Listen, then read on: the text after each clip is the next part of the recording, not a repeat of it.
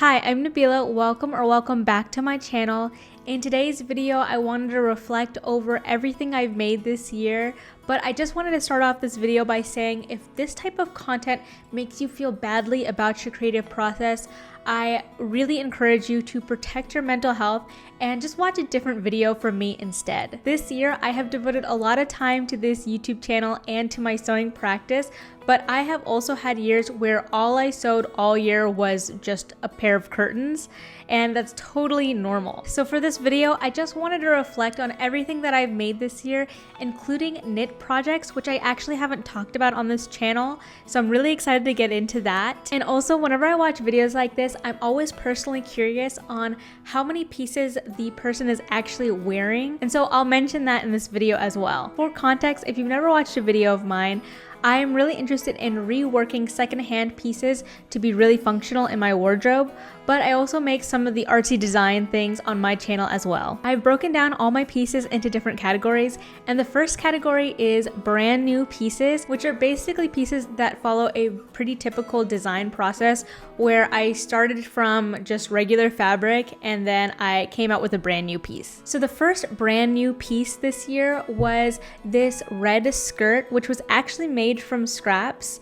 It was made from leftover scraps my mom had done for an alteration for a customer, and it was actually one of my first design videos on this channel where I took you through the design process of it. And it was actually really cool for me because I'm a type of person that hoards fabric scraps. I'm sure there's some people out there that can relate. And it was really nice to make a video on the process because it gave me a deadline to use those scraps instead of just letting them sit around. And I really love how it came out. I've worn it a couple of times. I remember specifically wearing it to a concert this year, and I really love the length. It feels very classy on me, and it was super comfortable for that concert. And it does have a small mistake where I should have shortened the lining before I put this together, but instead I just had to make basically like a wider hem to make the lining not stick out from the lace. But it's not noticeable while wearing it, and it hasn't stopped me from wearing it at all. And the next piece was this jellyfish bag, which was such a fun design concept. I will admit sewing it was a little bit fiddly and difficult because it does have a lot of curves, and for that reason I wanted to design a larger version that would be more beginner friendly so I can put that on my pattern shop. However, I didn't have many opportunities to wear this out because I was a little bit worried about damaging this pretty shiny fabric. Usually when I design bags, I design them to be incredibly durable so that I can just throw them around and not worry about it. But with this bag, I didn't feel like that was the case. So for me, this is more of an art piece. Next, we have the sun shrug, which I'm really proud of. This is a design concept that has been living in my head for years. I know this is not everyone's cup of tea, but I am really excited by how it came out. If you didn't watch that video, basically I wanted to design something with UPF fabric so that it would be sun protective for my neck and my arms while I was in the car. And I am really happy with how it came out, but honestly, I haven't been wearing it that much because I feel like this piece really needs to live in my car for me to use it, and instead it's been in my studio to help remind me that I need to make the pattern for this, to add this to my pattern shop. And also now it's winter, so the UV rating isn't as high, so that's another reason why I haven't worn it much. Next is this fall dress that I made. I absolutely love it. The fabric was a linen cotton blend from Blackbird Fabrics, which I loved working with. The pin tucks really make it feel like a design for myself, and I really love it. However, I did make a little bit of a mistake when I edited the footage of me designing this dress with the audio that goes like, and then I go and spoil it all by saying something stupid like I love you. So like, a bunch of people saw this video and thought that I had made a mistake in the design process because people thought that I was trying to copy the dress that I had for design inspo instead of just using it as inspiration to make my own piece that was for me.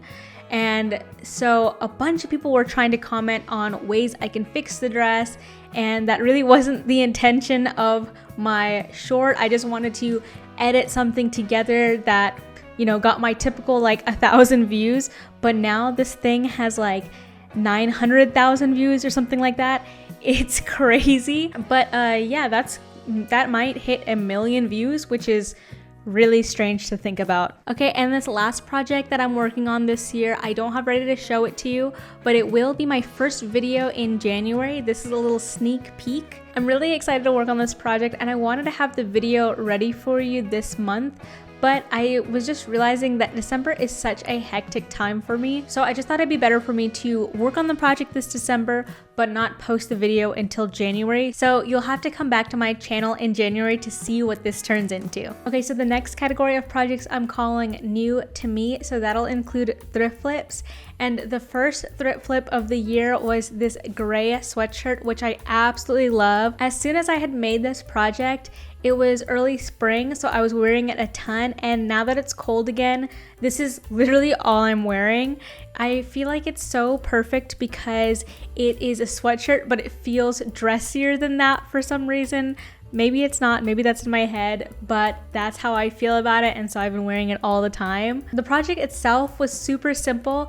I stuck it at the end of my just tailoring work video, and because I stuck it at the end, I feel like some people weren't expecting to see that project, but it ended up being a lot of people's favorites in that video, which I was really happy about because it definitely was my favorite too. I feel like this was the kind of project that was the perfect effort to functionality. I wore this so much. It was so worth it to do that work, because if it was just a plain sweatshirt, I probably wouldn't reach for it as much. But yeah, anyway, I just love that project. And then next was this clown costume.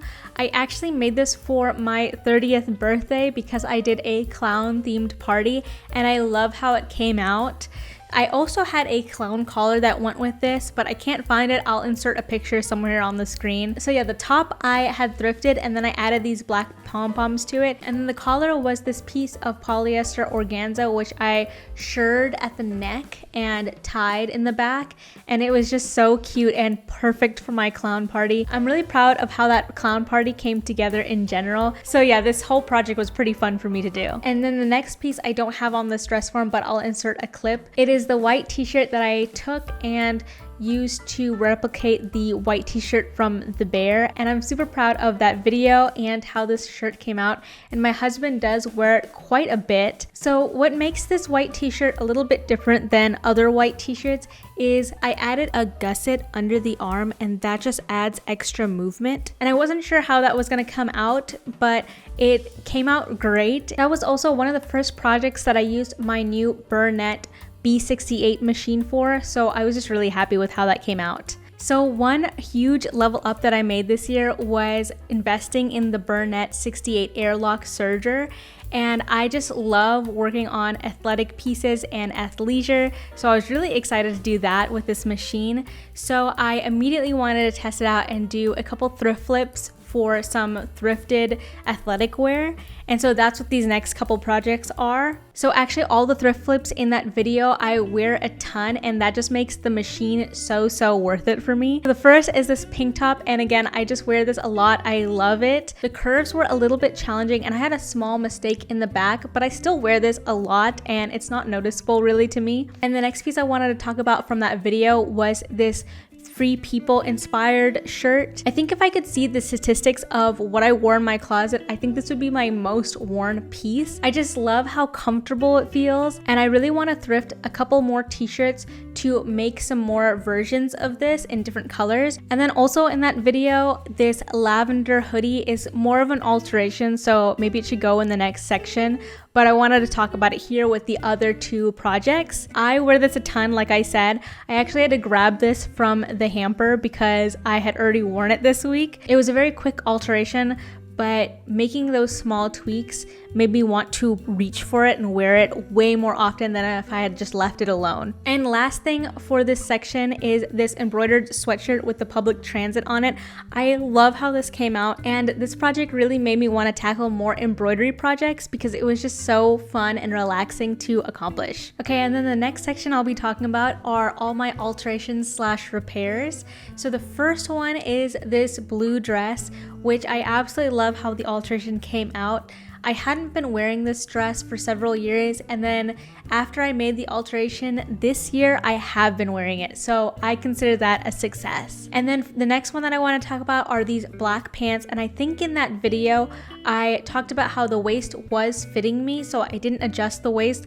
But I think the more I wear this, the more I realize I need to replace the elastic on these pants, because they do fit, but the elastic is just too stretched out and loose, and that makes the pants sag through the day. So I really want to set aside time to do that so that this will be a piece that I'd reach for more in my wardrobe. And then next, I don't have it hanging here, but my mended socks. This is the year that I learned how to mend and darn my socks, and I'm really pleased with how they came out. I wear them all the time. Like every single one of my socks are socks that I have mended or darned, and I am seeing some of the socks get new holes in them, so I need to set aside more time for that. It's such a relaxing activity, so I'm really glad I learned how to do that this year. And the next item I repaired was this tote bag. I replaced the straps that were completely worn out with new ones, and I love how this came out. It makes me even more proud to wear this tote bag, knowing that I fixed it and didn't just throw it away.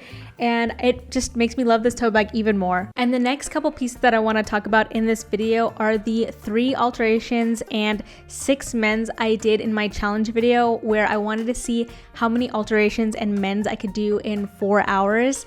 And I'm really proud of that video, and I'm really glad I mended all those pieces. I was rewatching that video to see all the pieces that I had mended. It was really cool to remember that those pieces had been mended, because I still wear those pieces constantly and I don't even remember because the mend is so small and not noticeable at all.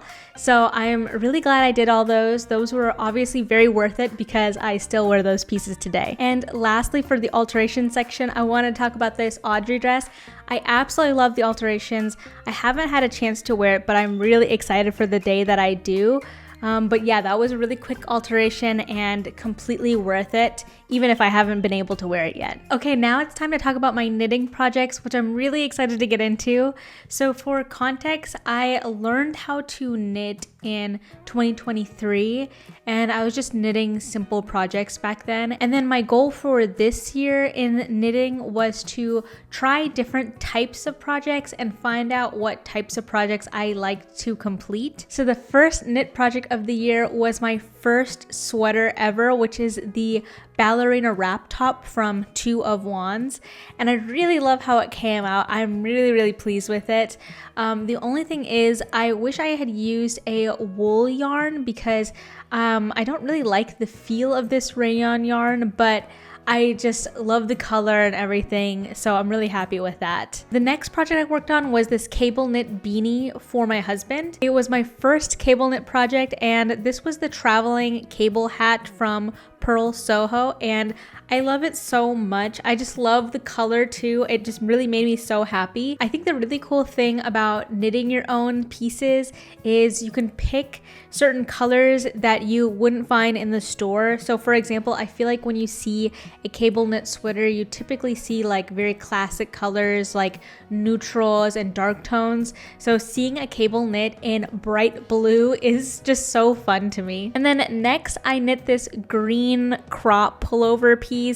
It was kind of a fail. So the pattern was actually the Penelope sweater pattern from Wool and the Gang, but I just used the holey or lace stitches and not the garter stitches, I believe. So the reason why this was kind of a fail is I really hated working with this yarn in particular. It was some random yarn I had gotten from one of those big craft stores, and it is like not plied. It's wool, but it's not a plied wool, and so it was like easy to rip apart, which I really didn't like. And I also just really didn't enjoy working with this particular texture. But it wasn't all a fail. At least I learned something about myself, about something I don't like to work with. And I also learned twisted fisherman's rib working on this project, so that was really cool.